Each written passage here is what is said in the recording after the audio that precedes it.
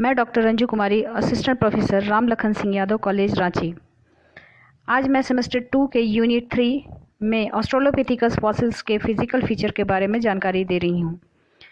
Australopithecus ऑस्ट्रेलोपिथेसीनी प्लेयोप्लिस्टोसीन काल के मुख्यतः दक्षिण अफ्रीका से प्राप्त मानवीय जीवाश्मों का समूह है, जो ड्रायोपिथेकस तथा वर्तमान के अन्य कपियों से शारीरिक संरचना में भिन्नता दर्शाते हैं एवं कम से कम दांतों या मस्तिष्क की संरचना में मानवीय गुणों को प्रदर्शित करते हैं, जिन्हें आधुनिक मानव का वास्तविक पूर्वज माना जाता है। ऑस्ट्रेलोपिथेकस दो शब्दों के मेल से बना है। पहला है ऑस्ट्रोलो, दूसरा है पिथिकस। ऑस्ट्रोलो का अर्थ होता है दक्षिणी और पिथिकस का अर्थ होता है कपी, अर्थात दक्षिण में पाया जाने वाला कपी। 1924-25 में सर्वप्रथम रेमंड डॉट ने तुंग वैली से कुछ कपालीय अवशेषों की खोज की, जिसे उन्होंने एक नए प्रकार के मानवीय जीवाश्मीय अवशेषों के रूप में माना तथा इसे मानव वंश से संबंधित बताया और इसे ऑस्ट्रेलोपिथेकस का नाम दिया। शाब्दिक अर्थ में ऑस्ट्रेलोपिथेकस का अर्थ होता है दक्षिण में पाए जाने वाला कपी। विस्तृत विश्लेषण के बाद उन्होंने इसे प्लियोप्लिस्टोसीन काल का प्राणी माना और बताया कि यह 5 से 6 वर्षीय बालक के बच्चे का कपाल था, जो खोपड़ी, दांत और मस्तिष्क की बनावट में आधुनिक मानव के समान था। फोरामेन मैग्नान और ऑक्सीपिटल कॉन्डाइल आगे की ओर पाए गए, जिसे इन्होंने फर्स्ट ट्रू होमिनिड की संज्ञा दी। इस बात को लेकर कि यह एक ऑस्ट्रेलोपिथेकस का ही कंकाल है, इस बात को लेकर काफ़ी मतभेद हुए, विद्वानों में काफ़ी मतभेद हुए। किसी ने इसे चिंपैंजी का कंकाल बताया तो किसी ने इसे ड्रायोपिथेकस तथा आधुनिक मानव के बराबर बताया। इन आलोचनाओं के बावजूद इसे ऑस्ट्रेलोपिथेकस अफ्रीकनस को मानव का वास्तविक पूर्वज माना गया और इसका नामकरण ऑस्ट्रेलोपिथेकस अफ्रीकनस किया गया। 1937 से 38 में रॉबर्ट ब्रूम के द्वारा दक्षिण अफ्रीका के स्टर्कफॉन्टेन नामक स्थान से कुछ जीवाश्मीय अवशेषों की खोज की गई, जिसका नामकरण उन्होंने ऑस्ट्रेलोपिथेकस ट्रांसवैलेनस दिया। बाद में इसका नामकरण प्लासिएंथ्रोपस किया गया।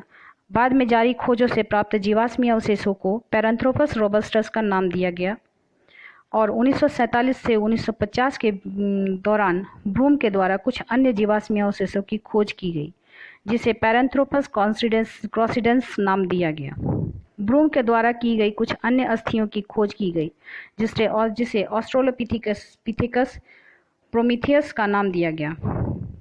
कालांतर में मेविलिके के द्वारा ओल्डोबॉय गॉर्ज पूर्वी अफ्रीका में कुछ जीवाश्मीय अवशेषों की खोज की गई, जिसका नामकरण जिनेंथ्रोपस दिया गया।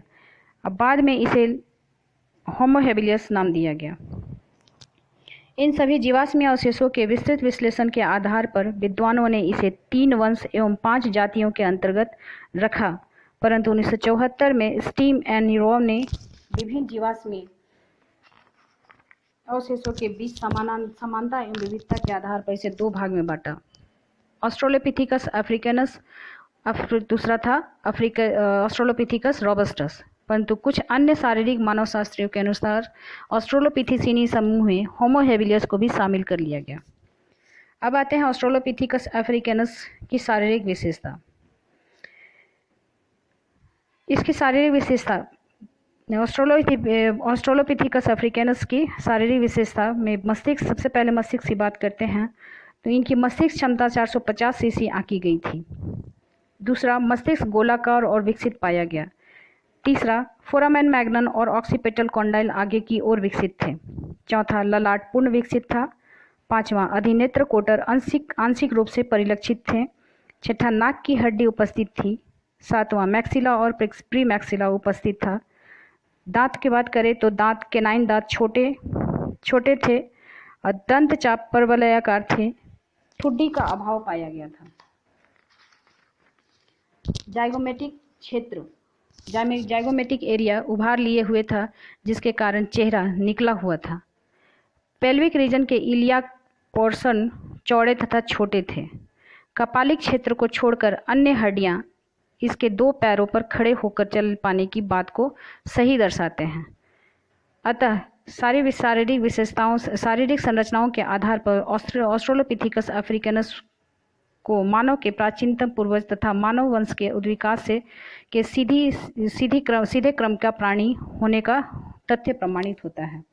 अब आते हैं ऑस्ट्रेलोपिथेकस रोबस्टस के बारे में। इसकी शारीरिक विशेषता इस प्रकार थी। ऑस्ट्रेलोपिथेकस रोबस्टस की कपालीय क्षमता 450 सीसी से 600 सीसी थी। इसकी कपाल अफ्रीकैनस के अपेक्षा बड़े थे। ऑस्ट्रेलोपिथेकस अफ्रीकैनस के अपेक्षा बड़े थे। फोरामेन मैग्नम और ऑक्सीपिटल कॉन्डाइल की स्थिति आगे की ओर थी। ऑक्सीपिटल रीजन पूर्ण विकसित नहीं थे। मस्तिष्क छत कपियों से ऊंची परंतु अफ्रीकैनस से थोड़ी नीची थी।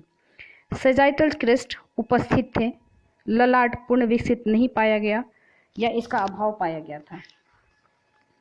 सुप्रा ऑर्बिटल रीज विकसित तथा सुप्रा ऑर्बिटल टॉरस भी उपस्थित थे। चेहरा मध्यम रूप से निकला हुआ था। जाइगोमेटिक क्षेत्र निकला हुआ था। नाक की हड्डी उपस्थित थी। प्री मैक्सिला और मैक्सिला स्पष्ट रूप से उपस्थित थे। दंत चाप यू आकार का था। दंत अवकाश उपस्थित था और मोलर अन्य दांतों से बड़े थे। पेल्विक बोन और लंबी हड्डियों के विश्लेषण से स्पष्ट होता है कि संबंधित जीव घुटने के बल चलते थे। इस प्रकार हम देखते हैं कि ऑस्ट्रेलोपिथेकस अफ्रीकनस और ऑस्ट्रेलोपिथेकस रोबस्टस की शारीरिक विशेषताएं इस प्रकार थी। Thank you.